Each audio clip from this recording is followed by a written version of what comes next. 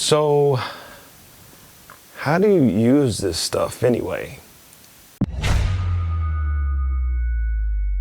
Ah yes, contact cement. The adhesive hero of any costume we make. The essential tool we simply cannot live without. The one thing making all our costuming needs that much simpler. Yes, contact cement, we salute you. Okay. So, contact cement.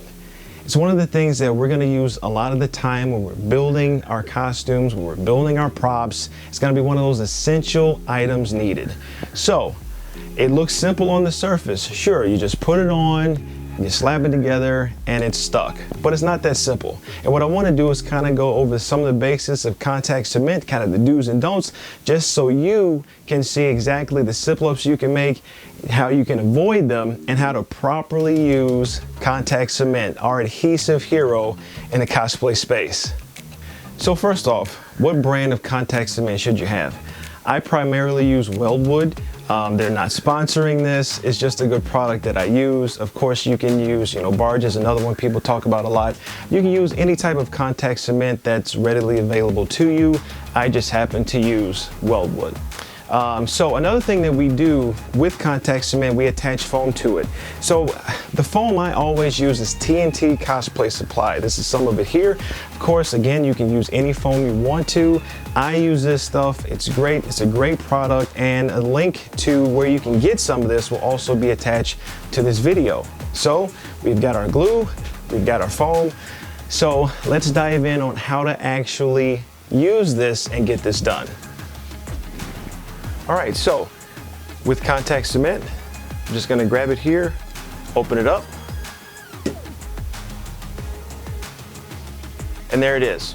Contact cement is very toxic, so anytime you use it, you wanna make sure that you're in a well-ventilated area, and most importantly, you wanna have some type of respirator device, okay? You can find these pretty much in a hardware store, but make sure you're wearing a respirator when you use this, because it is very toxic. So when we talk about contact cement, there's a lot of ways that you can apply it. I got some test pieces here that we're just gonna kind of go through. One of the things you can use to apply the cement is just a basic cheap brush. Now, once you put it on there, you won't be able to use the brush for anything else, so just be mindful of that. You can get a 10 of these for $3 or $4 at a hobby store. You can just get a brush. Another thing you can use if you're out of brushes, you can just use a scrap piece of foam to apply contact cement as well. So just be mindful of that. Just because you don't have a brush, it's not the end of the world. You can just dip this in the foam, dip this in the contact cement, and just apply it as well. And I'll show you both methods here. So the first thing we'll do, we'll just take our test piece of foam. We're gonna open up our contact cement here. We're just gonna use the brush, and you don't need a whole lot. How you wanna apply it is, you essentially, what I like to do is have 2 thin coats on there. So you just apply on the edge, a thin coat here. You take your other piece, get you a little more, apply it to this edge, like so.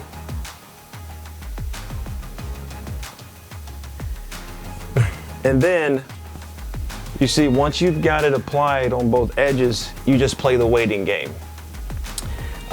It could be anywhere from 5 to 10 minutes, depending on how many coats you put on there, but I like to put on 2 thick coats just to make sure it's pretty good.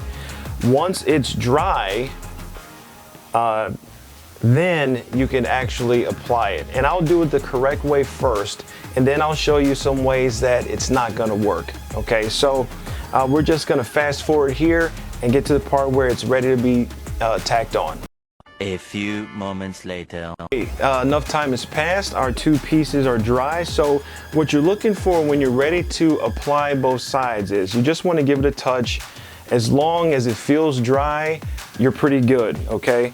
Just give it a touch here. It feels dry, you're okay. If it's wet, it's not gonna work, and I'll show you that in just a moment. But now we have our two dry pieces here. We've got contact cement on each side, and now the only thing we have to do is combine both sides, like so.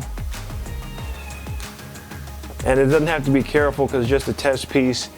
And as you can see, we've got a perfectly combined piece of foam. And I'm tugging it here pretty good, and it's on there pretty good, as you can see, okay? So what it does is the glue contacts to itself, and that's what gives it the bond. So I'm pulling it pretty good. That's on there. So anytime you connect two pieces of contact cement, it is permanent. So make sure whatever you're putting on there, that's exactly where you need it to be. There is no give with this. So once it's on, as you can see, it is on. Now, let's look at a way that it's not going to work. Okay, some of the don'ts when it comes to contact cement. So we've got our next set of test pieces here, and a lot of the problems that people run into, they're not very patient, or they're just putting on too much. So I'm going to use my foam. Showed you the brush method here. I'm going to take my piece of foam. I'm going to put in the contact cement, just like normal.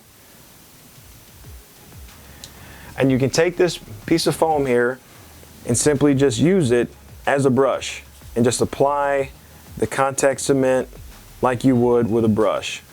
Okay. Now it may not be as pretty because obviously it's a piece of foam, but if you're out of brushes, this does give you an option, and it's applied. Okay. Let's take our second piece here. Just going to add contact cement with our foam. Okay. Now, like I said before, I like to use two thin coats, but problem you run into, you can use too much. So I'm going to put on a little more just to kind of show you how this works. Right now, I've got on just a little too much. And I'm going to show you exactly what that looks like. So here, I got my two test pieces here. It's just a little too much, and we'll see how that comes out when we get back. A few moments later. All right, so now we're back with our two test pieces here. I've put on a little too much contact cement, and I want to show you what it looks like when you overdo it just a little bit. Remember, we put on two thin coats to get a pretty good adhesive. Now we've put on way too much, and this is the effect here. So you're just going to add it like before with the other ones. You're going to combine it, okay? And on the surface, okay, great, it looks fine, but then it just pulls right apart, okay? The adhesion is not very good, and you can see here is just not working properly because there's just too much on there. And when it pulls, it just does not connect, as you can see. It's trying to stick together, it can't because you've just applied too much. And unfortunately, with contact cement, when something like this happens, you have to start over.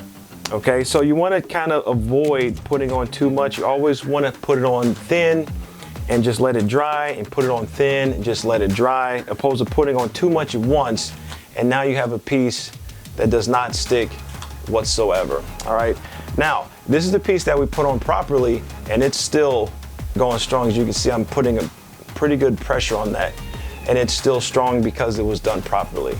So that's just some of the do's and don'ts of contact cement, where on the surface it looks simple, but it's a little more nuanced than that. All right. All right, so we just went through the basics of how to use contact cement. It's a great product, as we all know, and I just wanted to show you how you need to be a little careful when you're applying it. Once you do it the right way, you'll have a nice, sturdy product. See you next time on Papa Bear's Pro Tips.